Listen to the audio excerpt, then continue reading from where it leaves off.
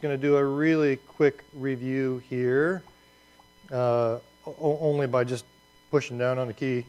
Okay, I'm not going to do that. I did check out the video from last time to see where I should start here in Joshua, because I'm never quite sure how far I get. And I realized if you watched it, you got the story about Steve's computer again.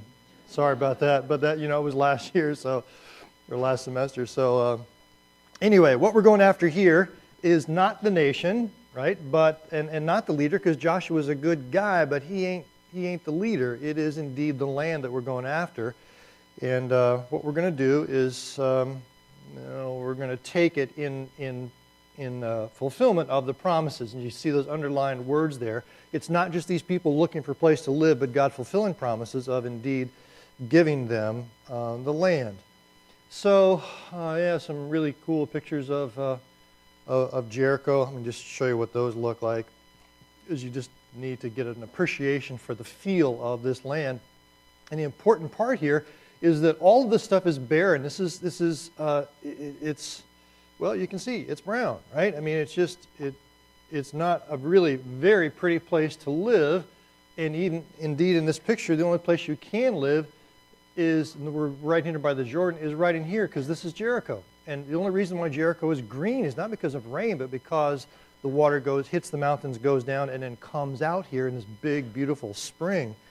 Several other pictures, but you just take a look at the green spot in the middle, and you're going to find Jericho in the midst of the barrenness and the Dead Sea out here. There it is again, and there's the beautiful spring that has been bubbling up.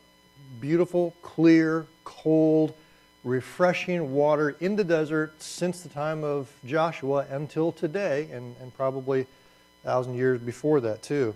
So there's the actual mound of Jericho. I know it doesn't look very big now, but it's an amazing sight. I could go on for a long time talking to you about this. It's amazing how political archaeology is. And we tend to think archaeology is a subjective science. It's totally subjective, and it all depends upon whose political agenda they want to push forward. And I won't go on, but I'll say there is amazingly good evidence for an invasion at this time, with walls that fall out and a burn layer afterwards. And it doesn't get much press, but there are a few Christian good men that God has raised up who are working there to try to publicize more and more of that. But anyway, I digress. So we met Rahab. She's a madam, a prostitute, but she has amazing faith, because God tells her to do 3 things, and in fact she does all of them, which I say that because it's important when we get to where we're going today, later on. So the Jordan River is not a very big river, except during this time period when it really expands and overflows. And I hope you've seen this stuff before. Hope you have. If not, watch the video, okay? Baal's the god of the raindrop, and he leads them across the Jordan so they would get to know him in the process. Which leads us then to, satellite atlases due by tonight. You guys remember that? Okay, please get those done. I don't want you to miss any points you have to, so if you don't get them done, you might have to do one of these jobs. And the worst job is this poor guy. Okay, so we are about to conquer Jericho. And indeed, this brilliant strategy is that the musicians will blow their horns. Now, I hope that as you read through these stories, again, I keep saying this over and over and over, I want you to be a critical reader. That doesn't mean that you're cynical or that you're skeptical at all, but it means you realize, okay, this author is really smart, right? And really smart authors write really good stuff. And really good authors have lots of nuances of humor and sarcasm and they just write in a funny and an interesting way, right? And so as you read through here, you should not think that if these guys are going around blowing the horns, there's something scientific or powerful about this. It's not. It's a joke. It's an entire joke, right? And this is why when the generals listened to Joshua say, what did God say to do? He said, blow the horns. They looked at him and said, right, what did he really say? Right? And he said, no, they said blow the horns. Well, that is the dumbest strategy there is. And Joshua says, that's exactly right. It's an incredibly dumb strategy. Why? Because you will recognize that God can use anything he wants to. If he just wants to put a horn out there and make the walls hold in, he can do that. But it's in order to demonstrate very clearly that it was nothing to do with your strength or power. See, if we had used the battering rams, you'd think, well, yeah, that makes sense, right? We use the horns, you say, whoa, it could only be God to do this. And so it is only God who does this.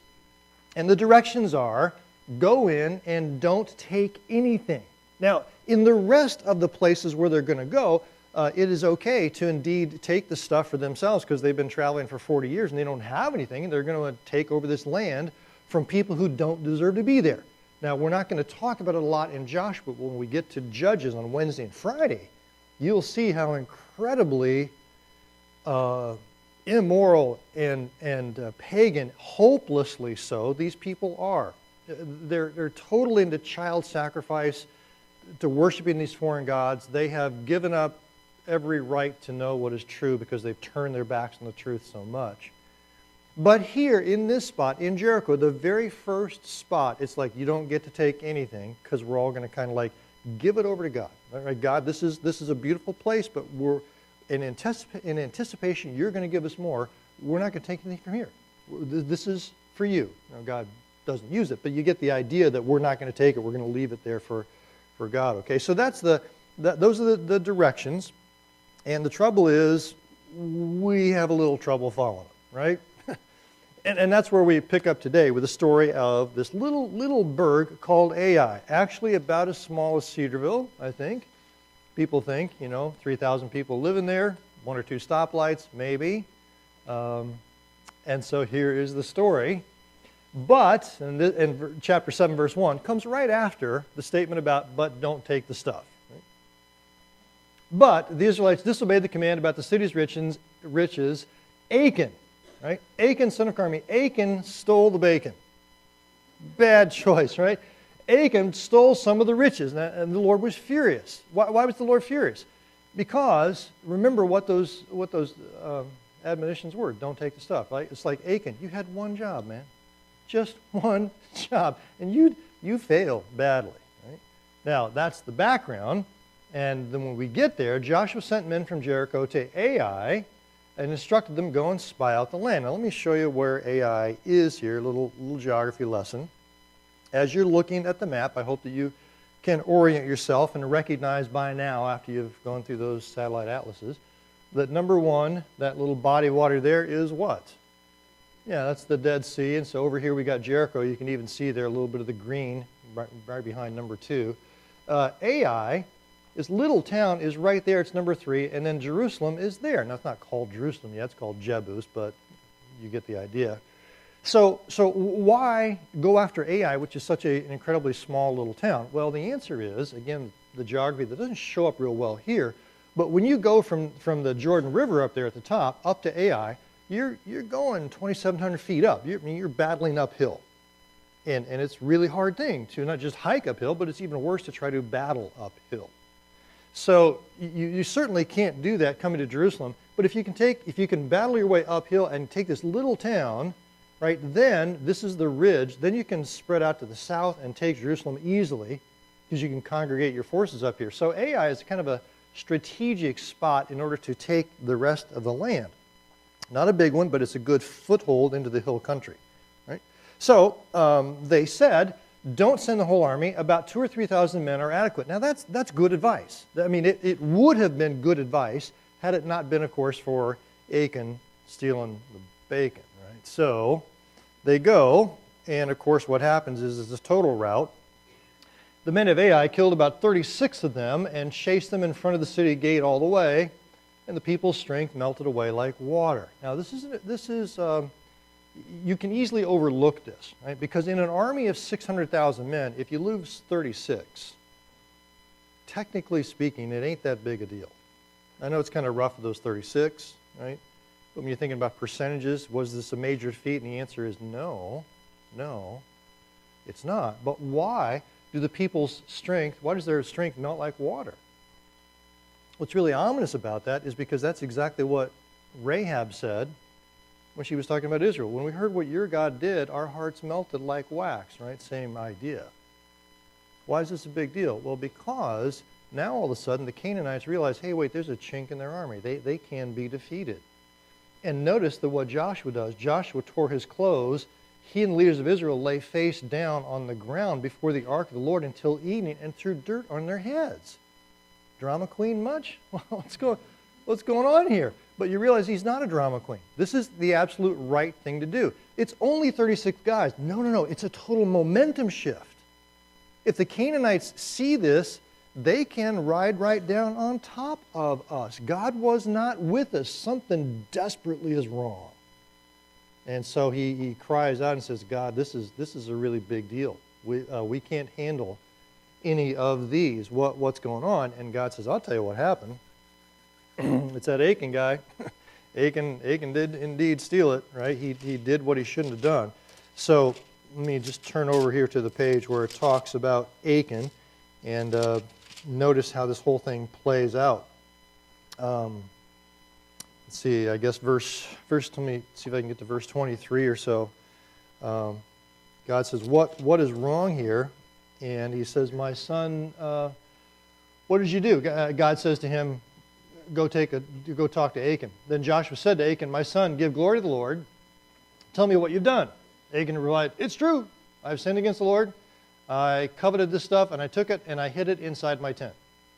So Joshua sent messengers, and indeed found the stuff. And now here's where it gets a little bit ominous, right? So Joshua, together with all Israel, took Achan, and the silver, and the gold, and the sons and daughters, and his cattle, and his donkeys, and his sheep, and his tent. I mean, everything the guy had. To the valley of Achor. Now, the word Achor means trouble. Takes him to the valley of trouble. And Joshua said to him, why have you brought this Achor on us today? The Lord will bring Achor on you today. And then all Israel stoned him. And after they'd stoned the rest, they burned them. Over Achan, they heaped up a large pile of rocks. Right? Now, you might think, well, that's serious. Why does he deserve this? Well, he just actually murdered 36 people. Right? Indeed, I think he deserves this. But you might think, why? Why the family too? Well, I'm not sure, but my guess is since he hid it in the middle of the tent, like they were complicit in the whole thing. I'm not quite sure. But what's more interesting than try to discuss just this guy is to compare him with somebody else. And if you look in your notes, you can kind of see the little table there and get a sense of what it is. And you might say, wait a minute, why are we comparing these two people? Well, because Joshua totally wants us to. The way he's written the story, he sets us up that these two people absolutely are brought together to look at. Why? Well, I'll show you the instructive lesson you get. How do they compare? Well, Rahab and Achan, let's just compare them. Let's start out very simply, right? The gender. This is, again, I told you, it's early in the morning. You haven't been here for, a week. So we're going to start it real easy. Rahab, gender is, oh, you guys are so bright. Yes, Achan is male, right? Now, you might think, okay, why that? Well, in this culture, who has the power? Yeah, I mean, totally he does, not she. She's reduced to being a prostitute, not because she's probably sexually promiscuous or a bad person. It's like this is the only way she can survive, probably. Right? And so what's her heritage? Well, she is indeed living in Canaan. She's a Canaanite. And what is his heritage? Well, you can tell me that. Here's one of the ways you understand what the lesson is. Think about the detail that Joshua goes to tell us about him. And he gave us an incredible detail. I kind of skipped over it, but if you noticed it, what is his heritage? He's not just Israelite, he is what? He's from a tribe of Judah. That's a huge deal, right? Because he's from the leader tribe. So she has nothing going for her. He has everything. What is her status? What is her social status in society? Yeah, we know what that is, right? She's the madam. She's the prostitute. She's as low as you go. And what's his? Well, I gotta guess that he's a man from Judah with a family. He's probably got pretty good status in the community. Now here's where it starts to really get telling. And let me talk to me about the future. her future is supposed to be dying under rocks. Now, do you know why I say that? I say that because Joshua told us exactly where she lives. She doesn't just live in Jericho. Where does she live? In the wall, right? So when you build a wall, it's helpful to build your house next to it because, number one, you've already got one wall built, but it also gives stability to the wall, right? And so lots of people live along the wall, and that's why she can put the cord out the window going down. And so if indeed she's in her house when the siege comes and the walls fall down, you get the idea here, right? Everything else being equal, she should have died under a pile of rocks. Seeing the irony here? And then what was his future supposed to be? His future was supposed to be that he lived in the land. You seeing how these things are getting switched around? Because as it turns out, she's the one who gets to live in the land and he's the one who dies in a pile of rocks. How much faith do they have? Well, here's the reason why. I ask you, how many jobs did the spies give her? And the answer was 3, right? How many of them did she do? And the answer is she did all of them, right? She put the red rope out. She got her family into the house. Another really amazing comparison here. Because when you think, I didn't even put that one up there, but when you think about the effect these people, Rahab and Achan, had on their family, you tell me what it was. Rahab totally saved her family, right? Achan totally destroyed his family. But anyway, I'm getting off track here. The faith was this. She does all 3 of the things that she's asked to do. And I have to assume from the book of James that when she obeys like that, she's evidencing incredible faith. And again, we've already said it here. With Achan, how much faith did he have? Well, he had one job to do, one command to obey, and how did he do? Not so much, right? Not so much. You're beginning to see a huge difference. And I think this last one is the total kicker. This is just the most beautiful one here. Relationship to Messiah. Everything else being equal, what is her potential relationship to Messiah? She's a Canaanite prostitute living in the land. She has 0.0000% chance of actually ever getting into the line of Messiah, right? Here's the amazing thing. You go to the book of Matthew and it starts out with a genealogy, and she's there. How in the world does she get there? Well, evidently, after the battle, she meets some nice guy from the tribe of Judah, and she becomes the great-great-great-great-grandma of Messiah. Amazing story. And so I'm going to say here, all reality found as opposed to him, all potential lost, right? How much chance did he have of being the father of Messiah or a grandfather of Messiah? And the answer is, all things being equal beforehand, it was a pretty good chance. Number 1, he's from Israel. Number 2, he's from the right tribe, right? But why is all potential lost here? Not only because he dies, but what? All of his family dies too, right? And so you look at these two and you realize because of the details which Joshua has given to us, he totally wants us to compare them. Why? Because what is demonstrated in these two people is kind of like the theme of the whole book, in that, okay, there's this land out there. Do you want it? Do you want to live there? Do you want to have an abundant life there? Yes, I do, but I have absolutely nothing going for me. God says the only thing that counts is you have me going for you and faith. Pagan, prostitute, woman, yes, let's choose you. The guy from Judah with all the pedigree, all the background, all the right status, no faith. God says, no, not you. You and not you. Right? He just completely turns the tables, which is an amazing statement because that means it doesn't matter what your background is, where you've been, what has happened to you. There's nothing holding you back from everything which God has, if you would but listen to his word and follow it and express faith. And to the degree that the rest of the nation does that, they're going to take the land. In the degree to which they don't have that faith, they're not going to get the land. All right? So these two people tell the story of the whole book, of the whole nation, as it were. All right?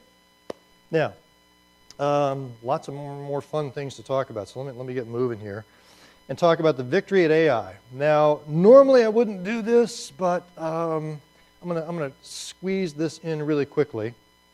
Here's the strategy to go back and get Ai. Because we have to, right? Because the rest of the Canaanite world is looking, thinking, wow, Ai beat them, and we have to go back and say, no, not true.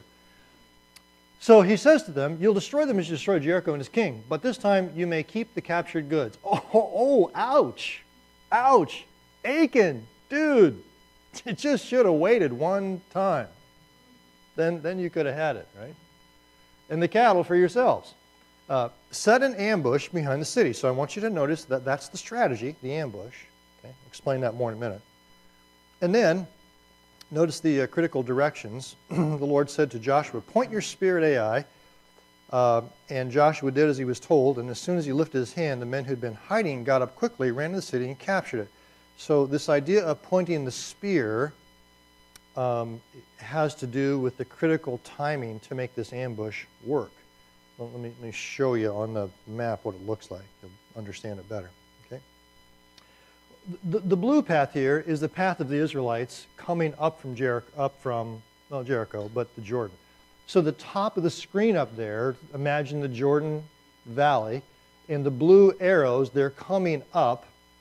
And of course, right here in the middle of it, this is Ai right in here, okay?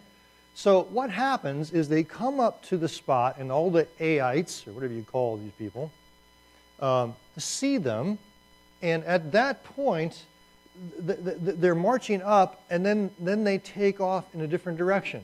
Why? Well, because they're trying to pretend that they're scared and they're going to retreat. Right?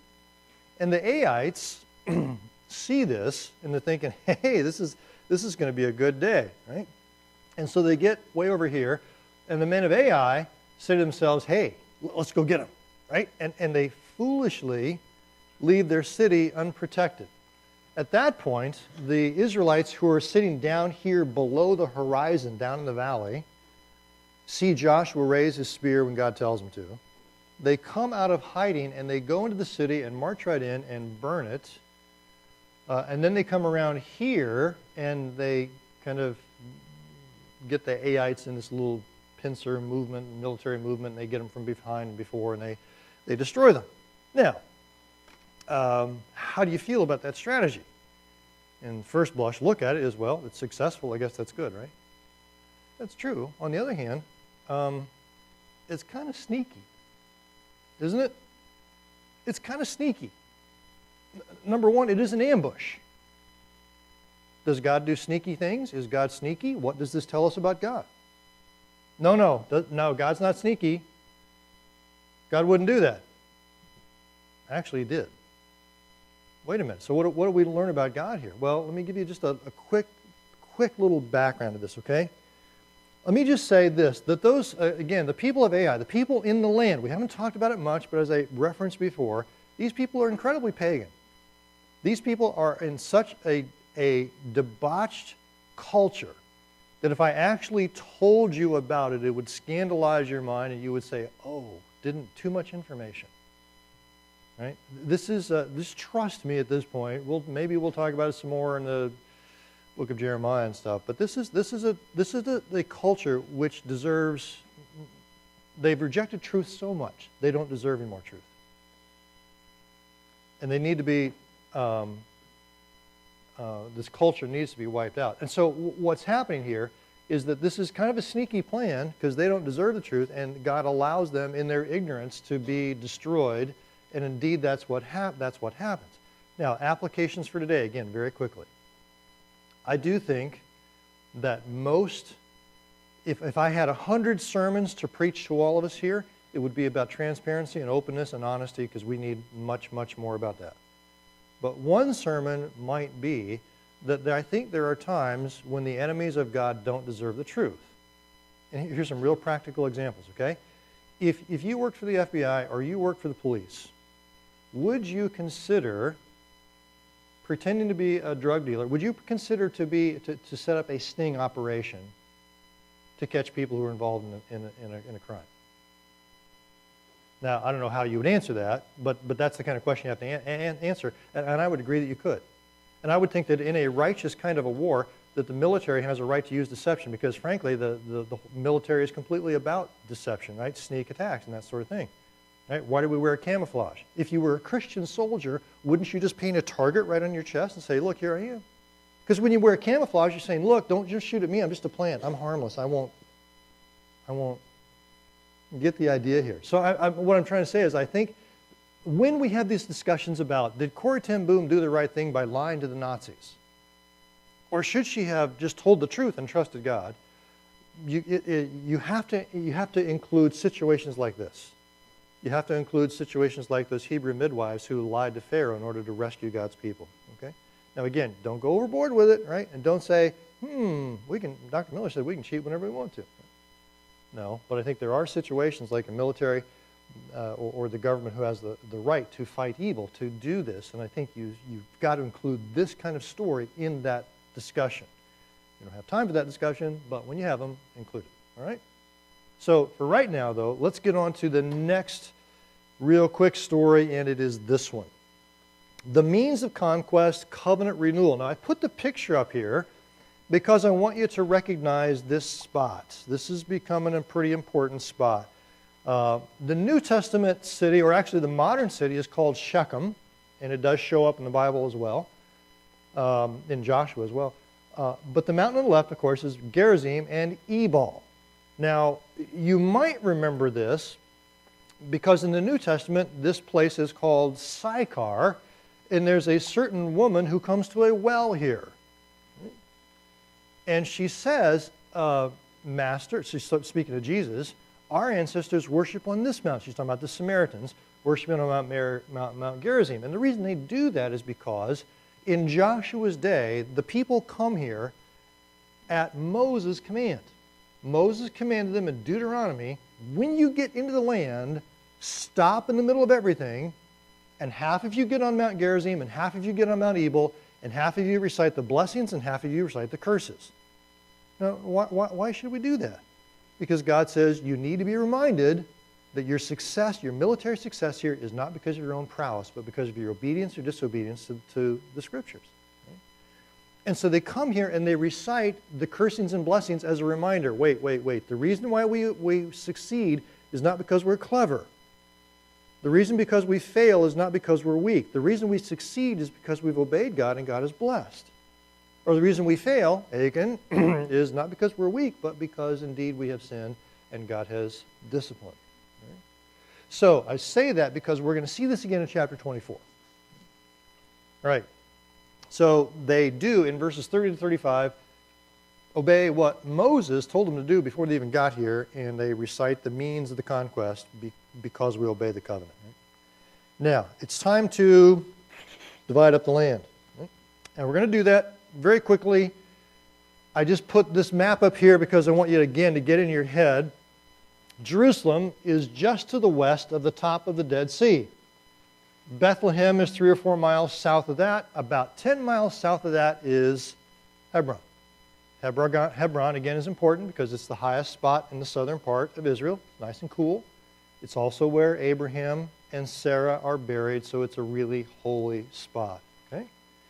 Now, it just happens to have caught the eye of one certain Caleb who came and spied out the land 40 years ago. And he's looking at it and he's thinking, oh man, I've been dreaming about making my house there for 40 years. So when he gets in here, he says to Joshua, who's in command, can I have that spot? Now, it doesn't mean that it's been conquered. In fact, it hasn't been conquered.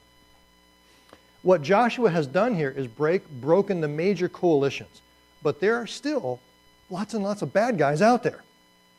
And so when Caleb says to Joshua, give me the land, what he's saying to Joshua is, give me permission to go wipe out the inhabitants who are there and take over. And indeed, Joshua says, okay, you can do that. So I want to take you just to the scriptures here in chapter 14 that talk about this, because it's such an incredibly sweet, well, actually it's a bittersweet story. But here's where it is. This is the story of Hebron being given to Caleb. And Caleb says, look, I was 40 years old when Moses, the servant of the Lord, sent me from Kadesh Barnea to explore the land. Right? And he goes on and he says, now then, just as the Lord promised, he's kept me alive for 45 years since the time he said this to Moses. Right? So here I am today, 85 years old. Anybody here have grandpas or great-grandpas or 85? Just imagine them here, right? Here I am today, 85 years old. I'm still as strong today as the day Moses sent me out. I'm just as vigorous to go out to battle now as I was then. Right? I bet your grandpa wasn't like that. Now give me this hill country that the Lord promised me that day. You yourself heard then that the Anakites were there and their cities were large and fortified. Remember that whole story?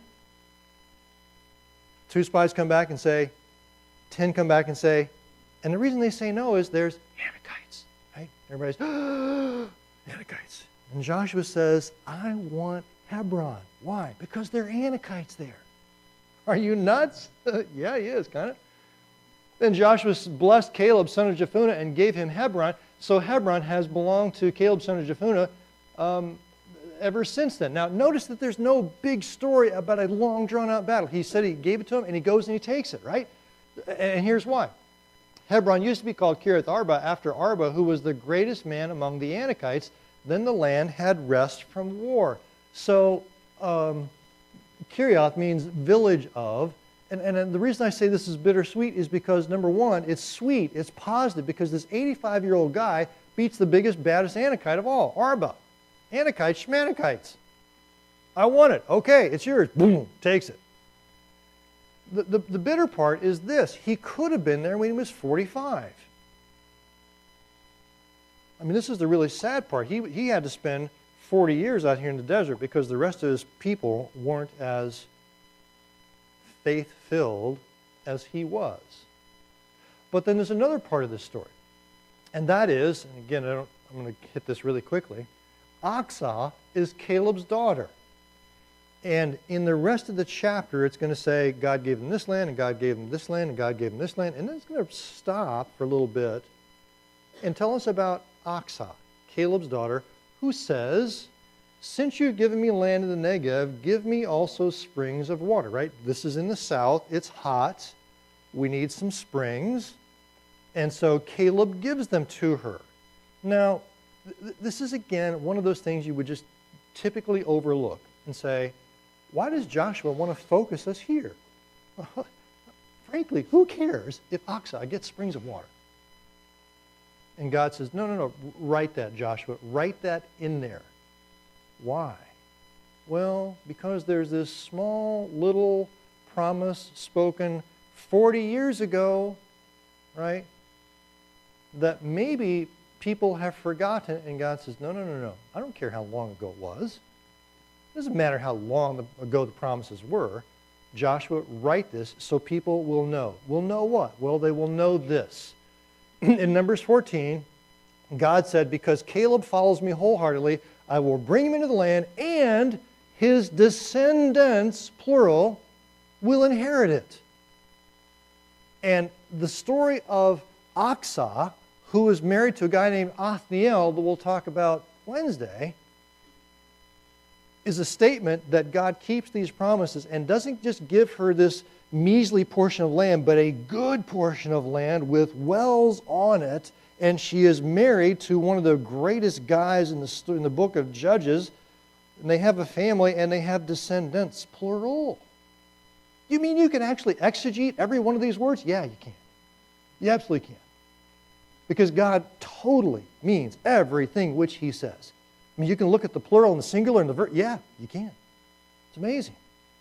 Nobody writes that way. Nobody talks that way except the God who can actually make those things occur.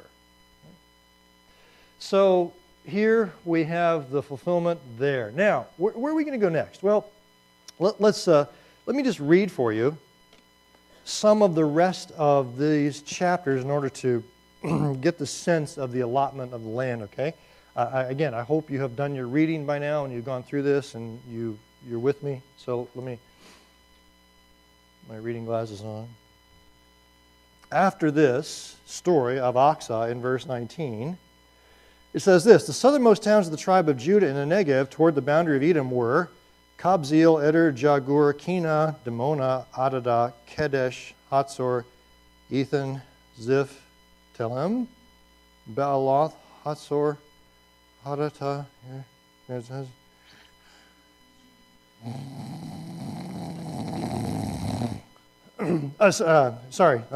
Next chapter, right? The boundary of their inheritance went from Adaroth Adar in the east to upper Beit Horon.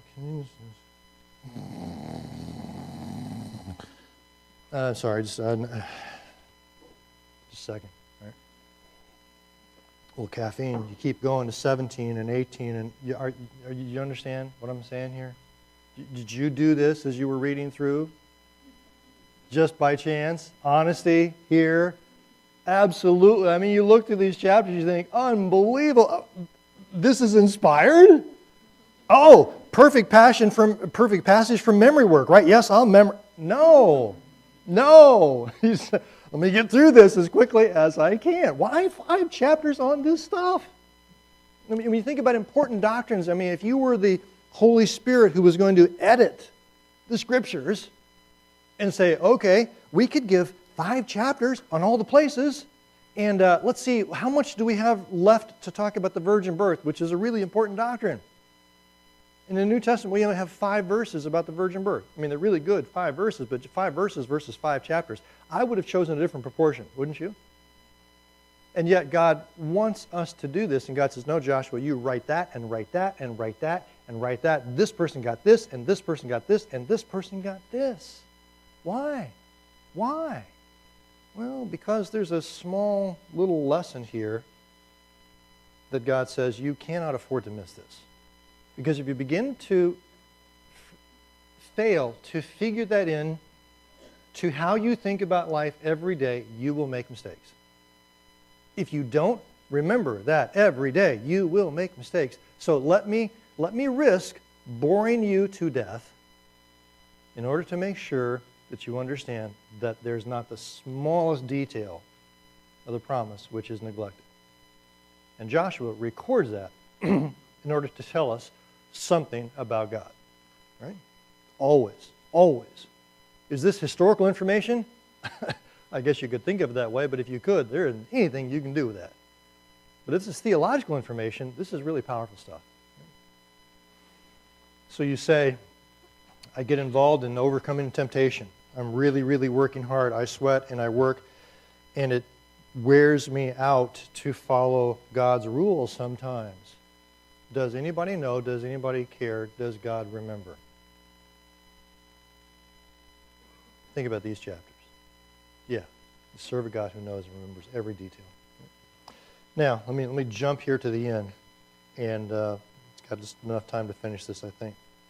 Let me talk to you about Joshua's final address concerning breaking the covenant in chapter 24.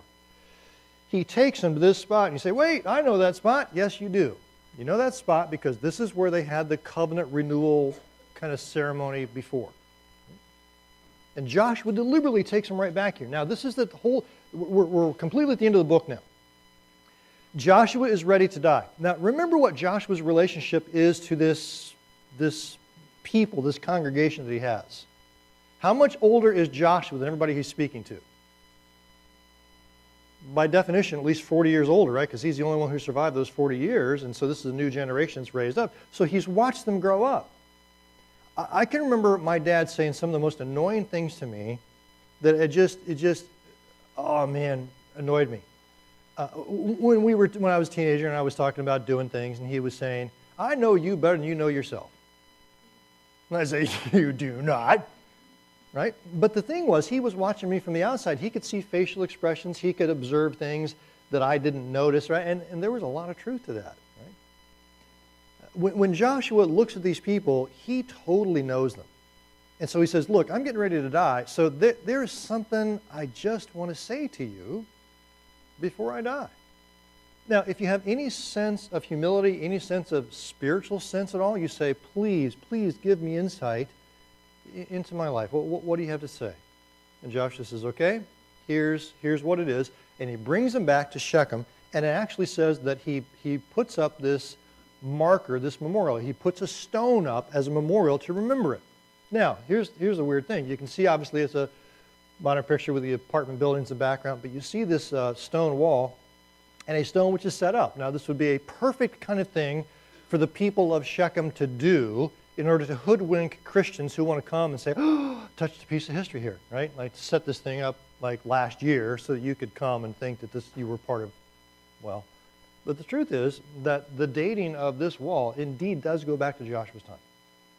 Is that the stone? I don't know, but there's real possibility that it could be. Because whenever it happens, this is a very real thing. And here's what he says to them. He reads, or he says this. I'm again going to turn to Joshua 24 in order to get the words just right, because again, the words are critical here. Okay. So what he does in verse 14 of chapter 24 is he says this: "Now fear the Lord and serve him with all faithfulness. Throw away the gods your forefathers worshiped beyond the river." Right? Now, I'm not going to repeat it. I think you can probably catch it. What he says is serve God and get rid of the gods your forefathers served. Right? We still got a few of those, gods that Rachel had in her saddlebags. So positively serve God, negatively get rid of the idols. In verse 18, they respond, and they say this in verse 18. We too will serve the Lord because he is our God. Well, that's a nice thing to say. We will serve the Lord because he is our God. All right, so let's just chart it out here. What they say is, we will serve the Lord. So far, so good? Maybe. Joshua looks at him in verses 19 and 20, and I think he says, wait a minute, I'm not sure you totally heard me. I'm not sure you listened. Joshua said to the people, you're not able to serve the Lord. He's holy. He's a jealous God. He will not forgive your rebellion and your sins. If you forsake the Lord and serve gods, he will turn and bring disaster on you.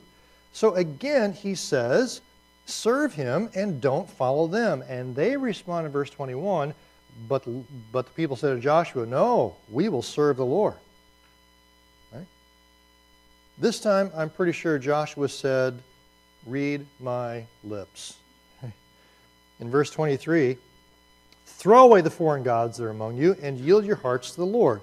In the same pattern, yield to him and throw them away. And so you hope maybe finally they get it.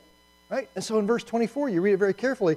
And the people said to Joshua, we will serve the Lord our God and obey him. Are you happy with that? Again, what did I say about being a critical reader? Do not read this stuff and simply read the verse, as for me and my house, we will serve the Lord. And buy that plaque in a Christian bookstore for somebody you don't like who just gets married, okay? It's not what it's about. It's not what it's about. You look at this, and this is incredibly ominous. This is incredibly ominous, like, oh my goodness. It's not what they said, it's what? It's what they failed to say. What you should see here is the red stuff. They never say they'll get rid of the idols. Why is that so ominous? I'll tell you why it's ominous, because on Wednesday and Friday, folks, we're going to take a wild ride. We're going to take a wild ride through the roller coaster of Judges. And it is not going to be pretty. And if you look at the beauty of Joshua, a lot of people like the book of Joshua, and you read Judges, it's really horrible. You say, how do we get from all that victory in Joshua to all the defeat and the ugliness of Judges? And I'll tell you how. The answer is in chapter 24. Right here in chapter 24, where these people say, no, when they don't say we're going to get rid of these idols, this is a serious sign. We're headed for serious, serious trouble.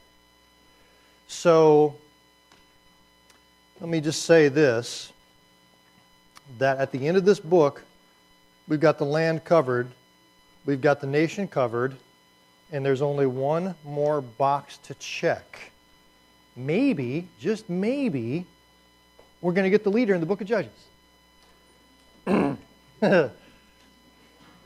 See you next time.